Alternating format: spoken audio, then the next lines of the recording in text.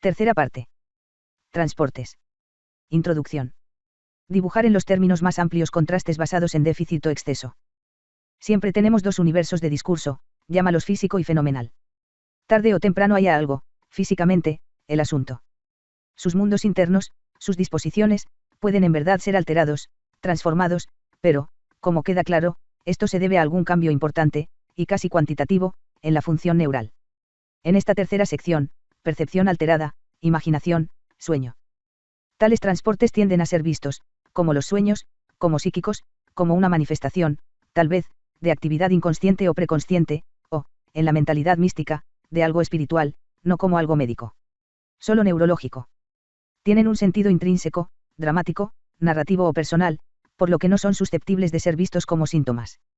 Si Dios, o el orden eterno, le fue revelado a Dostoyevski en convulsiones, porque otras condiciones orgánicas no deberían servir como portales al más allá o lo desconocido. Julius Jackson, en 1880, al describir tales transportes, o portales o estados de ensueño, en el curso de ciertas epilepsias, utilizó la palabra general reminiscencia. Escribió: nunca debería diagnosticar la epilepsia por la aparición paroxística de reminiscencia, sin otros síntomas, aunque debería sospechar epilepsia si ese estado mental superpositivo comenzara a ocurrir con mucha frecuencia. Nunca me han consultado solo por reminiscencia. El tema de esta sección es el poder de las imágenes y la memoria para transportar a una persona como resultado de la estimulación anormal de los lóbulos temporales y el sistema límbico del cerebro. Esto incluso puede enseñarnos algo de la base cerebral de ciertas visiones y sueños, y de cómo el cerebro, que Sherrington llamó un telar encantado, puede tejer una alfombra mágica para transportarnos. 15. Reminiscencia. SRA. OC. Estaba algo sorda, en enero de 1979, soñaba con nostalgia, con su infancia en Irlanda, y especialmente con las canciones que bailaban y cantaban. Cuando se despertó, la música seguía sonando, muy alta y clara. Comprobó todas las radios que pudo encontrar, todas estaban apagadas. ¿Qué emisora de radio ponía mis canciones y nada más? En ese momento se preguntó: ¿está la radio en mi cabeza? SRA. OC. Vino a mí, solo podía oírme a través de los más suaves. Estaba brillante, alerta, no delirante ni loca, sino con una mirada distante y absorta. No pude encontrar nada neurológicamente anormal. Sin embargo, sospeché que la música era neurológica. Pudo dormir después de las primeras 3 noches y, cada vez más, entablar y escuchar conversaciones entre canciones. Utilicé un electroencefalograma, prestando especial atención a los lóbulos temporales, los lóbulos musicales del cerebro. En el transcurso de una grabación de 2 horas, levantó el dedo en 3 ocasiones, y cada vez que lo hizo, los bolígrafos EEG traquetearon y transcribieron picos y ondas agudas en los lóbulos temporales del cerebro. Esto confirmó que de hecho estaba teniendo convulsiones del lóbulo temporal, que, como Julius Jackson adivinó y Wildar Penfield demostró, son la base invariable de la reminiscencia y las alucinaciones experienciales. Obtuve un escáner cerebral, y esto mostró que efectivamente había tenido una pequeña trombosis o infarto en parte de su lóbulo temporal derecho. La aparición repentina de canciones irlandesas en la noche, la activación repentina de las huellas de la memoria musical en la corteza, fueron, aparentemente, la consecuencia de un derrame cerebral, y cuando se resolvió, las canciones también se resolvieron. A mediados de abril, las canciones habían desaparecido por completo. Le pregunté si extrañaba las canciones que escuchó. Ella dijo: principalmente, diría yo, es un gran alivio. Pero sí, extraño un poco las canciones antiguas. Ahora, con muchos de ellos, ni siquiera puedo recordarlos. Fue como si me devolvieran un fragmento olvidado de mi infancia. Y algunas de las canciones eran realmente hermosas. Había escuchado sentimientos similares de algunos de mis pacientes en L-Dopa, el término que usé fue nostalgia-incontinencia. Otro caso, SRA. OM. También era una mujer de unos 80 años, también algo sorda. Ella también escuchó música en la cabeza, de vez en cuando escuchaba voces hablando, generalmente lejos y varios a la vez. No había mencionado estos síntomas a nadie y se había preocupado en secreto durante 4 años. SRA. OC. Se recuperó en unas pocas semanas, pero la música de la SRA. OM. Continuó, y fue de mal en peor. Al principio eran solo 3 canciones. Le pregunté: ¿tienen algún significado especial para ti? No, respondió ella. Nunca me gustaron especialmente, y no creo que tuvieran ningún significado especial para mí. Llegué a odiarlos. Después de esto, y aunque fue peor en un sentido, también fue un alivio, la música interior se volvió más compleja y variada. No encontré nada anormal excepto en su audición, tenía alguna sordera del oído interno, de un tipo común, pero además de esto tenía una dificultad peculiar en la percepción y discriminación de tonos de un tipo que los neurólogos llaman amusia, y que es correlacionado con la función deteriorada en los lóbulos auditivos, o temporales, del cerebro. Cuando le hicimos un electroencefalograma a la SRA. OM. Mostró alto voltaje y excitabilidad en ambos lóbulos temporales, aquellas partes del cerebro asociadas con la representación central de sonidos y música, y con la evocación de experiencias y escenas complejas. Y cada vez que escuchaba algo, las ondas de alto voltaje se volvían agudas, en forma de picos y francamente convulsivas. Tenía también una epilepsia musical, asociada a una enfermedad de los lóbulos temporales. Epilepsia musical. En la frase de Thomas Mann, mientras que la epilepsia sugiere todo lo contrario, un evento fisiológico crudo, aleatorio, totalmente no selectivo, sin sentimiento ni significado. Así, una epilepsia musical o una epilepsia personal parecería una contradicción en los términos. No es muy raro que los epilépticos tengan estados mentales vagos y, sin embargo, excesivamente elaborados al inicio de los ataques epilépticos. El elaborado estado mental, o el llamado aura intelectual, es esencialmente el mismo. Wilder Penfield no solo pudo localizar su origen en los lóbulos temporales, sino que fue capaz de evocar el estado mental elaborado o alucinaciones experienciales de tales convulsiones mediante la estimulación eléctrica suave de los puntos de la corteza cerebral propensos a convulsiones. Tales estímulos provocarían instantáneamente alucinaciones intensamente vívidas de melodías, personas, escenas, que serían experimentadas, vividas, como convincentemente reales. Jackson describió esto, cuando habló de la característica duplicación de la conciencia: existe, 1, el estado cuasi parasitario de conciencia, estado de ensueño, y, 2, hay restos de conciencia normal y, por lo tanto, hay doble conciencia. Una diplopía mental. Esto se expresó en mis dos pacientes, SRA. OM. Y la SRA. OC. Tales alucinaciones o sueños epilépticos, nunca son fantasías, son siempre recuerdos, y recuerdos del tipo más preciso y vívido, acompañados de las emociones que acompañaron la experiencia original.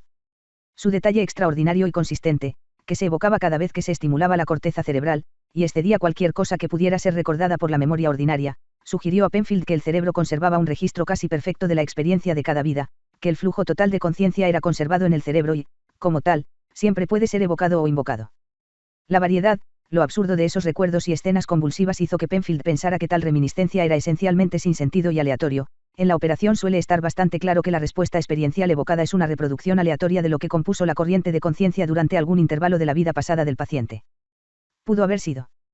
Penfield está impresionado por la frecuencia de las convulsiones musicales, una incidencia del 3% en los más de 500 epilépticos del lóbulo temporal que ha estudiado. En cada caso, la música fue fija y estereotipada. La misma melodía, o melodías, se escucharon una y otra vez. Por lo tanto, estas melodías no solo eran populares en la radio, sino que eran igualmente populares como convulsiones alucinatorias, eran, por así decirlo, las 10 mejores de la corteza.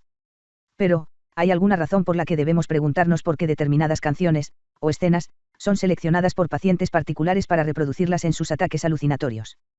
Penfield concluye que es bastante aleatorio, excepto que hay alguna evidencia de condicionamiento cortical. Puede que tenga razón, pero he vuelto con la señora OM. Brevemente, aunque conscientemente no puede atribuir a las 3 canciones un sentimiento o significado especial, ahora recuerda, y esto es confirmado por otros, que era propensa a tararearlas, inconscientemente, mucho antes de que se convirtieran en convulsiones alucinatorias. Esto sugiere que ya estaban seleccionados inconscientemente, una selección que luego fue aprovechada por una patología orgánica sobreviniente. El mes después de que vi a la SRA. OM. Había un artículo en el New York Times titulado ¿Tenía Sostakovich un secreto?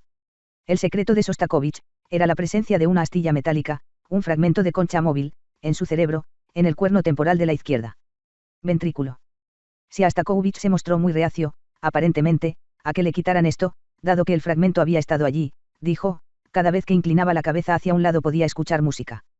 Su cabeza estaba llena de melodías, diferentes cada vez, que luego usaba al componer.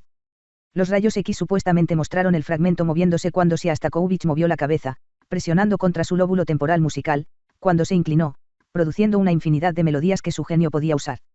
Después de leer el artículo se lo di a la SRA. OM. Para leer, no soy Sostakovich, dijo. No puedo usar mis canciones. De todos modos, estoy cansado de ellos, siempre son los mismos. Pongo a la SRA. OM. En anticonvulsivos, y ella inmediatamente cesó sus convulsiones musicales. Yo y le pregunté si los extrañaba. No en tu vida, dijo. Estoy mucho mejor sin ellos. Puede ser que tales ataques tengan un origen tanto fisiológico como personal, provenientes de partes particulares del cerebro con carga, pero, igualmente, satisfagan circunstancias y necesidades psíquicas particulares. En el caso de la señora OC. La necesidad nostálgica era más crónica y profunda, porque su padre murió antes de que ella naciera y su madre antes de que ella cumpliera 5 años. Huérfana, sola, fue enviada a América, a vivir con una tía soltera bastante intimidante. SRA. OC. No tenía ningún recuerdo consciente de los primeros 5 años de su vida, ningún recuerdo de su madre, de Irlanda, de su hogar. Siempre había sentido esto como una tristeza aguda y dolorosa, esta falta, o el olvido, de los primeros y más preciosos años de su vida. A menudo había intentado, pero nunca había tenido éxito, recuperar sus recuerdos de infancia perdidos y olvidados. Ahora, con su sueño y el largo estado de ensueño que lo sucedió, recuperó un sentido crucial de su infancia perdida y olvidada. La sensación que tenía no era solo un placer ictal, sino una alegría temblorosa, profunda y conmovedora. Era, como ella dijo, como la apertura de una puerta que había estado obstinadamente cerrada toda su vida.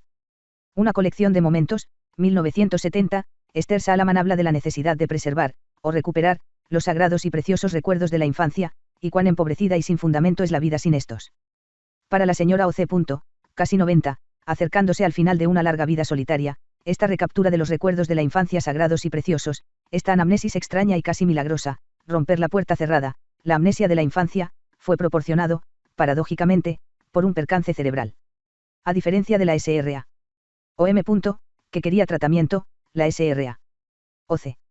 Anticonvulsivantes rechazados, necesito estos recuerdos, decía. Dostoyevsky tuvo ataques psíquicos o estados mentales elaborados al inicio de los ataques, y una vez dijo de estos: todos ustedes, personas sanas, no pueden imaginar la felicidad que sentimos los epilépticos durante el segundo antes de nuestro ataque. No sé si esta felicidad dura segundos, horas o meses, pero créanme, no la cambiaría por todas las alegrías que la vida pueda traer. T. a la Juanine, 1963. A medida que mejoraba, SRA. OC. Tuvo un periodo de nostalgia y miedo. La puerta se está cerrando, dijo. Lo estoy perdiendo todo de nuevo.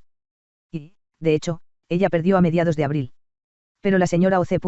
La reminiscencia epiléptica aquí se apoderó de algo inconsciente, experiencias de la infancia muy tempranas, ya sea desvanecidas o reprimidas de la conciencia, y las devolvió, convulsivamente, a la memoria y la conciencia plenas. Y aunque, fisiológicamente, la puerta se cerró, la experiencia en sí no se olvidó, sino que dejó una impresión profunda y duradera, y se sintió como una experiencia significativa y curativa. Ya no falta una gran parte de la infancia. No puedo recordar los detalles ahora, pero sé que está todo ahí. Hay una especie de integridad que nunca antes había tenido. Una máxima serenidad y seguridad de espíritu que solo se da a quienes poseen, o recuerdan, el verdadero pasado. Postdata. Reminiscencia es reemplazar reminiscencias falsas o fantásticas por un recuerdo verdadero, o anamnesis, del pasado. Un caso como el de la señora O.C. es que es a la vez jacksoniano y freudiano. Sufría de una reminiscencia jacksoniana, pero esto le sirvió para amarrarla y curarla, como una anamnesis freudiana. Lo que ocurre, en estas convulsiones experienciales totalmente personales, es una repetición completa de, un segmento de, experiencia. Como ambos sufrieron de reminiscencia, un surgimiento convulsivo de melodías y escenas, una especie de hipermnesia e hipergnosia, nuestros pacientes amnésicos agnósicos han perdido sus melodías y escenas internas. Ambos dan testimonio de la naturaleza esencialmente melódica y escénica de la vida interior, la naturaleza proustiana de la memoria y la mente. Estimule un punto en la corteza de tal paciente, y allí se desenvuelve convulsivamente una evocación o reminiscencia proustiana. Entonces, ¿qué tipo de organización cerebral podría permitir que esto suceda? Podemos tener una fisiología personal o proustiana, además de la mecánica serringtonian, cuando imagina la mente como un telar encantado, tejiendo patrones siempre cambiantes, pero siempre significativos, tejiendo, en efecto, patrones de significado. Los patrones personales tendrían que tomar la forma de guiones o partituras, como patrones abstractos, patrones para una computadora, deben tomar la forma de esquemas o programas. Así, por encima del nivel de los programas cerebrales, debemos concebir un nivel de guiones y partituras cerebrales. Hay algo extremadamente importante y aterrador aquí, la posibilidad de una psicocirugía real, una neurocirugía de la identidad, infinitamente más fina y más específica que nuestras grandes amputaciones y lobotomías, que pueden humedecer o deformar todo el carácter, pero no pueden tocar las experiencias individuales. La experiencia no es posible hasta que esté organizada de manera icónica, la acción no es posible a menos que esté organizada de manera icónica. El registro del cerebro de todo lo que está vivo, debe ser icónico. Del mismo modo, si las representaciones del cerebro se dañan o destruyen, como en las amnichas, agnosias, apraxia, su reconstitución, si es posible, exige un doble enfoque, un intento de reconstruir programas y sistemas dañados, como se está desarrollando, extraordinariamente, por la neuropsicología soviética, o un acercamiento directo a nivel de melodías y escenas internas.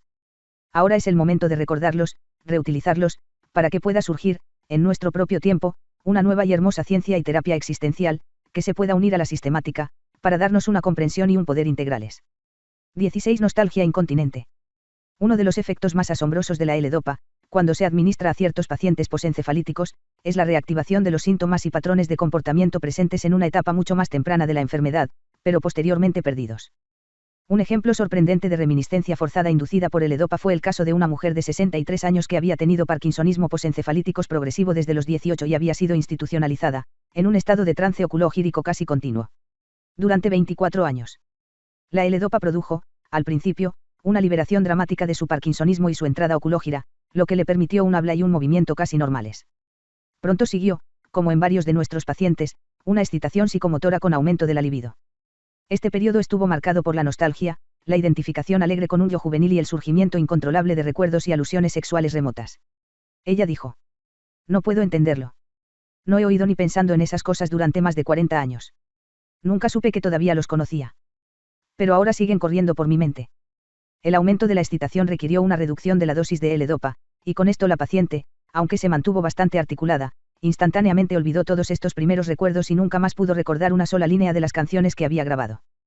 La reminiscencia forzada, generalmente asociada con una sensación de déjà vu, en el término de Jackson, una duplicación de la conciencia, ocurre con bastante frecuencia en ataques de migraña y epilepsia, en estados hipnóticos y psicóticos, en respuesta al poderoso estímulo mnemónico de ciertas palabras, sonidos, escenas y especialmente olores. Todo el mundo está repleto de un número casi infinito de rastros de memoria dormidos, algunos de los cuales pueden reactivarse en condiciones de excitación abrumadora.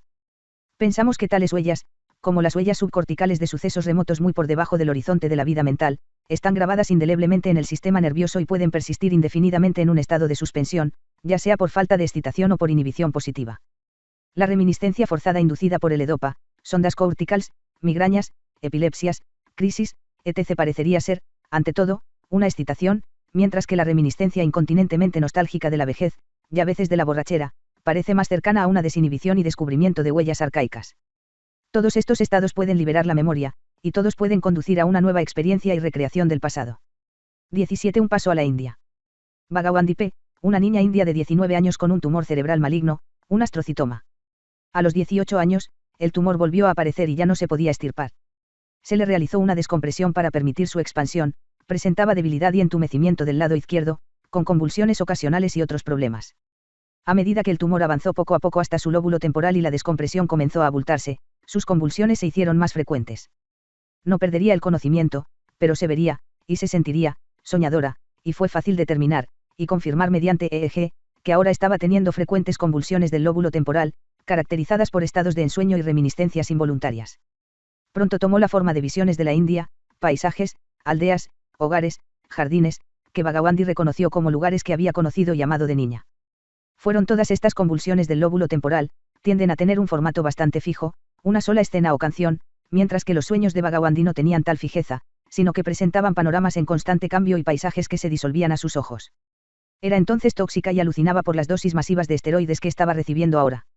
Esto parecía posible, pero no pudimos reducir los esteroides, ella habría entrado en coma y muerto en unos días.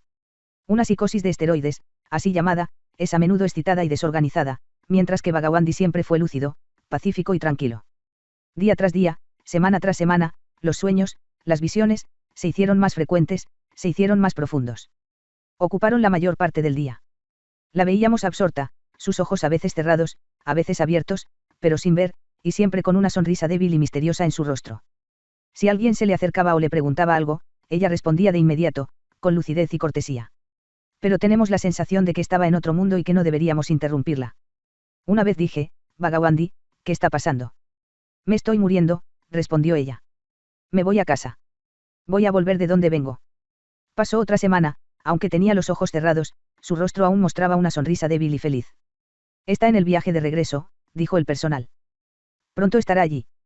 3 días después murió, o deberíamos decir que llegó, habiendo completado su pasaje a la India. 18. El perro debajo de la piel.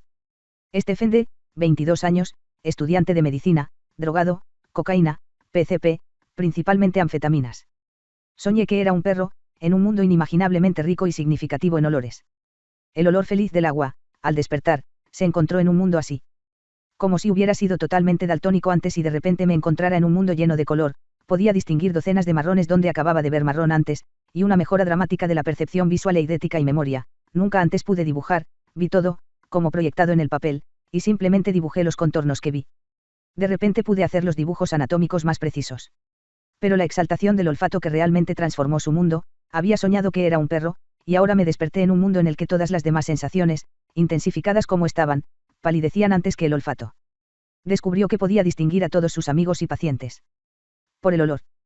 Podía oler sus emociones, miedo, satisfacción, sexualidad. Podía reconocer cada calle, cada tienda, por el olor. Los olores sexuales eran excitantes y aumentaban, pero no más que los olores de comida y otros olores. Pero le parecía menos un mundo de mero placer y disgusto que una estética completa, un juicio completo, un significado completamente nuevo, que lo rodeaba. Después de 3 semanas, esta extraña transformación cesó. Me alegro de estar de regreso, dijo, pero también es una pérdida tremenda. Ahora veo lo que renunciamos al ser civilizados y humanos. Freud escribió sobre el sentido del olfato del hombre como una víctima, reprimido en el crecimiento y la civilización con la asunción de una postura erguida y la represión de la sexualidad primitiva pregenital. De hecho, se ha informado que las mejoras específicas, y patológicas, del olfato ocurren en la parafilia, el fetichismo y las perversiones y regresiones asociadas. Pero la desinhibición aquí descrita parece probablemente una excitación dopaminérgica inducida por anfetaminas, no era específicamente sexual ni estaba asociada con la regresión sexual. Lo que vemos es la necesidad de la civilización de inhibir lo que Hegel consideraba primordial y lleno de tono de sentimiento, y llamó protopático, para permitir el surgimiento de lo epicrítico sofisticado, categorizador y carente de afecto. La necesidad de tal inhibición no puede reducirse al freudiano. Tal vez lo necesitemos, como sugiere Hegel, para que seamos hombres y no perros. Postdata. Un corolario de este caso, un hombre dotado que sufrió una lesión en la cabeza, dañando gravemente sus vías olfativas y, en consecuencia, perdiendo por completo el sentido del olfato. Se ha sorprendido y angustiado por los efectos de esto, sentido del olfato fue como quedar ciego. Había una aguda sensación de pérdida y una aguda sensación de anhelo, una verdadera osmalgia. Y luego, algunos meses después, su café matutino favorito, que se había vuelto insípido, comenzó a recuperar su sabor. Los neurólogos no tenían ninguna esperanza de recuperación, regresó con su médico. Pero después de examinarlo minuciosamente, su médico dijo, no, lo siento, no hay rastro de recuperación. Lo que parece estar sucediendo, y es importante que solo se dañaron los tractos olfatorios, no la corteza, es el desarrollo de una imagen olfativa muy mejorada, una alucinosis controlada, para pensar que los olores son reales. Este poder, en parte consciente y en parte inconsciente, se ha intensificado y extendido. Sabemos que tal compensación ocurre a menudo con los ciegos y los sordos. Pensamos en el Beethoven sordo y el Prescott ciego. Pero no tengo idea de si es común con la anosmia. Estados algo similares, un extraño emocionalismo, a veces la nostalgia, la reminiscencia y el déjà vu asociados con alucinaciones olfativas intensas son características de las convulsiones uncinadas, una forma de epilepsia del lóbulo temporal. Hay una intensificación generalizada del olfato, una hiperosmia. El uncus, filogenéticamente parte del antiguo cerebro olfativo, o rinencéfalo, está funcionalmente asociado con todo el sistema límbico, que se reconoce cada vez más como crucial para determinar y regular todo el tono emocional. La excitación de esto produce un mayor emocionalismo y una intensificación de los sentidos. 19 Asesinato. Donald mató a su niña mientras estaba bajo la influencia del PCP. No tenía, o parecía tener, ningún recuerdo del hecho, por lo tanto, se concluyó cuando fue juzgado, no una represión de la memoria, sino una amnesia orgánica, el tipo de apagón que se describe bien con el PCP. Los detalles fueron macabros y no pudieron ser revelados en audiencia pública. Se comparó con los actos de violencia ocasionalmente cometidos durante las convulsiones del lóbulo temporal o psicomotoras. Quienes los cometen no se consideran responsables ni culpables. Pasó 4 años en un hospital psiquiátrico para criminales locos. Siempre le habían interesado las plantas, se hizo cargo de sus terrenos irregulares y sin cuidado, y creó jardines de flores, jardines de todo tipo. Algunos lo consideraban esquizoide, otros cuerdo, todos sentían que había logrado una especie de estabilidad. En su 5.º año comenzó a salir en libertad condicional, pudiendo salir del hospital con pases de fin de semana. Había sido un ávido ciclista y se compró una bicicleta. Estaba pedaleando, rápido, por una colina empinada cuando un automóvil que venía en sentido contrario, mal conducido, de repente apareció en una curva a ciegas. Girando para evitar una colisión frontal, perdió el control y fue arrojado violentamente, de cabeza, a la carretera. Sufrió un traumatismo cráneoencefálico grave, hematomas subderrals bilaterales masivos, que fueron evacuados y drenados quirúrgicamente a la vez, y una contusión grave de ambos lóbulos frontales. Estuvo en coma, hemipléjico, durante casi 2 semanas, y luego, inesperadamente, comenzó a recuperarse. Y ahora empezaron las pesadillas. El regreso de la conciencia no fue dulce, Donald seguía llorando, oh, Dios. Y no. A medida que la conciencia se aclaraba, la memoria completa. Hubo problemas neurológicos severos, debilidad y entumecimiento del lado izquierdo, convulsiones y déficits severos del lóbulo frontal, y con estos. El asesinato, el hecho, perdido en la memoria antes, Ahora estaba ante él con detalles vívidos, casi alucinantes. Una reminiscencia incontrolable brotó y lo abrumó, siguió viendo el asesinato, representándolo, una y otra vez. Lo que ahora mostró fue una reminiscencia genuina, aunque incontrolable. Ahora conocía los detalles más mínimos del asesinato, todos los detalles revelados por el examen forense, pero nunca revelados en audiencia pública, ni ante él. En 2 ocasiones intentó suicidarse en la unidad de neurocirugía y tuvo que ser fuertemente tranquilizado y restringido por la fuerza. ¿Qué estaba pasando con él? Había una carga psicótica, o casi psicótica, en los recuerdos, estaban, en el lenguaje psiquiátrico, intensamente o sobrecatectizados. Era posible que con la pérdida de la integridad del lóbulo frontal se hubiera perdido un prerequisito esencial para la represión, y que lo que ahora vimos fue una desrepresión repentina, explosiva y específica. Todos estábamos muy familiarizados con la desinhibición general que se observa en los síndromes del lóbulo frontal, la impulsividad, la broma, etc., pero Donald no era impulsivo, no selectivo, inapropiado, en lo más mínimo. Su carácter, juicio y personalidad en general se conservaron por completo, eran únicamente los recuerdos y sentimientos del asesinato los que ahora estallaban incontrolablemente, obsesionándolo y atormentándolo. Hubo algún elemento excitador o epiléptico específico involucrado. Aquí mostró E.G. que además de las convulsiones ocasionales de gran mal que tenía, había una epilepsia profunda, en ambos lóbulos temporales, que se extendía hacia el uncus, la amígdala, las estructuras límbicas, los circuitos emocionales que se encuentran en la profundidad de los lóbulos temporales. Ninguno de nosotros había oído hablar de que un paciente así volviera a experimentar, o más bien, a representar, un hecho, pero aparentemente esto era lo que estaba sucediendo con Donald. Nunca se llegó a una decisión clara. Hoy, sus funciones del lóbulo frontal ahora son casi normales. El uso de nuevos anticonvulsivos, solo disponibles en los últimos años, ha permitido un control efectivo de su hirviente lóbulo temporal. Finalmente, con una psicoterapia regular sensible y de apoyo, el superyo que se acusa a sí mismo de Donald se ha mitigado, y Donald ahora ha vuelto a la jardinería. Me siento en paz cultivando un huerto, me dice. No surgen conflictos. Las plantas no tienen ego. No pueden herir tus sentimientos. La terapia final, como dijo Freud, es el trabajo y el amor. Donald no ha olvidado, ni reprimido, nada del asesinato, si es que la represión estuvo operativa en primer lugar, pero ya no está obsesionado por ella, se ha logrado un equilibrio fisiológico y moral. En un caso, registrado por Penfield, una niña de 12 años, le parecía a sí misma, en cada convulsión, estar huyendo frenéticamente de un hombre asesino que la perseguía con una retorcida bolsa de serpientes. Esta alucinación experiencial fue una repetición precisa de un horrible incidente real, que había ocurrido 5 años antes. 20. Las visiones de Hildegard. La literatura religiosa de todas las edades está repleta de descripciones de visiones, en la gran mayoría de los casos, ya sea que la experiencia represente un éxtasis histérico o psicótico, los efectos de la intoxicación o una manifestación epiléptica o migrañosa.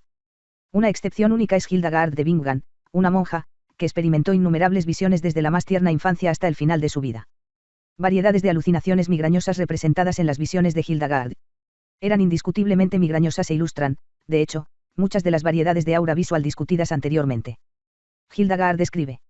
Las visiones que vi no las vi en sueños, ni en la locura, ni con mis ojos carnales, ni con oídos carnales, ni en lugares ocultos, pero despierto, alerta, y con los ojos del espíritu y los oídos internos, los percibo a la vista y según la voluntad de Dios. Tal es la interpretación alegórica de Hildegard. Nuestra interpretación literal sería que experimentó una lluvia de fosfenos en tránsito a través del campo visual, cuyo paso fue seguido por un escotoma negativo. Invertidas con esta sensación de éxtasis, ardiendo con un profundo significado teóforo y filosófico, las visiones de Hildegard fueron fundamentales para orientarla hacia una vida de santidad y misticismo. Proporcionan un ejemplo único de la manera en que un acontecimiento fisiológico, banal, odioso o sin sentido para la gran mayoría de las personas, puede convertirse, en una conciencia privilegiada, en el sustrato de una inspiración estática suprema. Hay momentos, y es solo cuestión de 5 o 6 segundos, en los que sientes la presencia de la armonía eterna. Algo terrible es la espantosa claridad con que se manifiesta y el éxtasis con que te llena. Si este estado durara más de 5 segundos, el alma no podría soportarlo y tendría que desaparecer. Durante estos 5 segundos vivo toda una existencia humana, y por eso daría toda mi vida y no pensaría que estoy pagando demasiado caro.